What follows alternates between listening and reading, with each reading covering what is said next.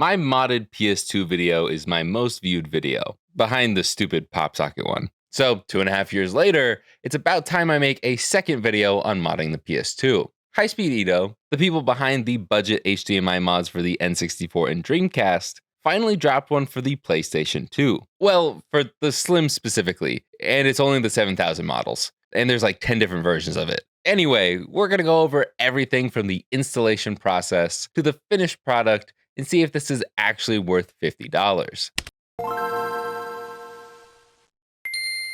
I'd like to say right off the bat, I also picked up this new PS2 Slim shell when I bought the mod kit, since I usually like to do shell swaps when modding consoles. Unfortunately, this is one of the worst replacement shells I have ever used. This thing made my console literally unusable. The only way to press the power button was to pinch the top corner of the lid. When you could get it to turn on, it would just turn itself off if you had a controller plugged in. And if it didn't turn itself off, it wouldn't even let any disc spin because the plastic was too thick underneath the disc. Oh, and the clear shell is already kind of yellowed. Also, the PlayStation logo is just bad. This thing and the strip that's in the middle of the PS2. It is laughably bad. So yeah, just reuse your original shell. Plus, this is a budget mod anyway, so there's no need to spend more than you have to. But before you even buy the HDMI mod, you need to figure out which model you have. And it's even more in depth than just looking at the bottom sticker. You have to pretty much disassemble the entire PlayStation to find this number on the board. Then you can look at the AliExpress listing that I have linked down below to find which version of the kit you need. Thankfully, there aren't that many screws on the Slim, and they're all Phillips heads. Beyond the 10 variants of this mod, there are 5 different ways to install these kits. I do have a full tutorial up right now on the second channel, Jake64, but you will still want to follow along with the written tutorials in the listing's description if you don't have the same model as me, because they're all close to the same, but slightly different layouts. And you're going to want to reference the exact listing I linked down below, because the other listings that I found don't have any tutorials in any of the descriptions, and I don't know why, especially because this is another one of the harder mods to do. So you'll definitely want to be more comfortable with a soldering iron and probably need a microscope. I tried to do this without my microscope, but it was just too small. I was bridging chips just trying to remove the capacitors. Soldering to the chip wasn't too hard for me this time around, but soldering all of these wires to some of these smaller chips was slightly annoying. I'd love to see this part be another ribbon cable, but I do understand that that's probably too much with all the different board revisions.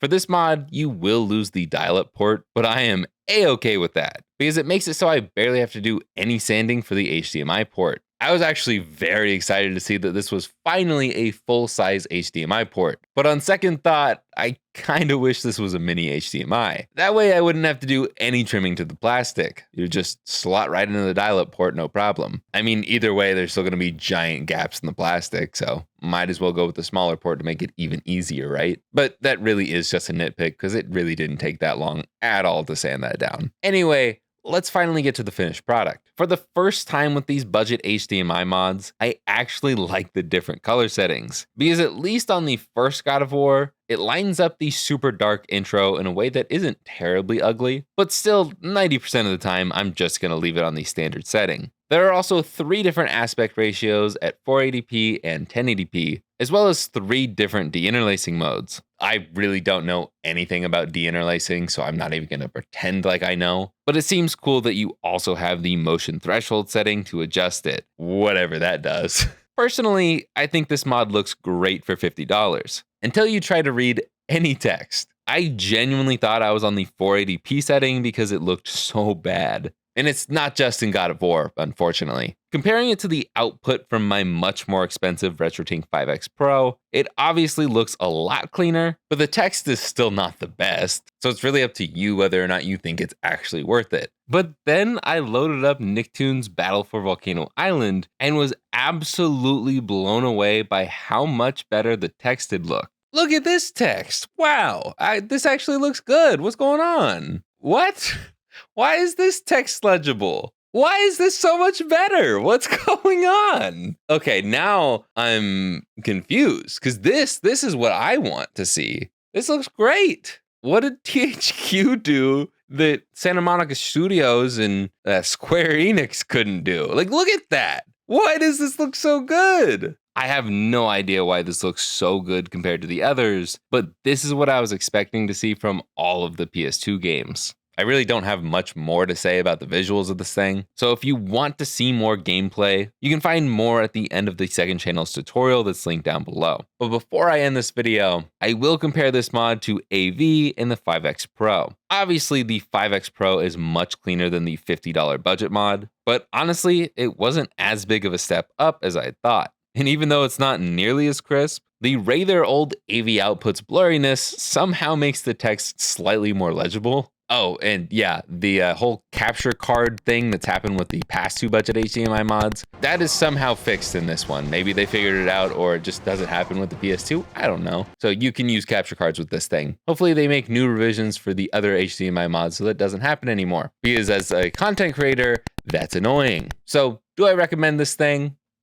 It's a little annoying to find which kit you need and find which tutorial to follow. I feel like the mod as a whole takes a lot of effort for just a slightly better output. I'll always be a fan of spending the extra money for a nice upscaler that you can use with multiple different consoles. I don't even know if I want to add this mod to my arsenal of modded consoles that I sell on my website, retroremastered.com. But let me know what you guys think. Is it worth it? Are you going to try this mod? Should I sell pre-modded PS2 Slims with these kits on my website? Let me know in those comments down below. This does make me want to try the retro gem version of this, but I just do not like that they have the stupid shiny version paywall. But anyways, that's about it for me. So like, subscribe, and I will see you guys in the next one. Later, guys.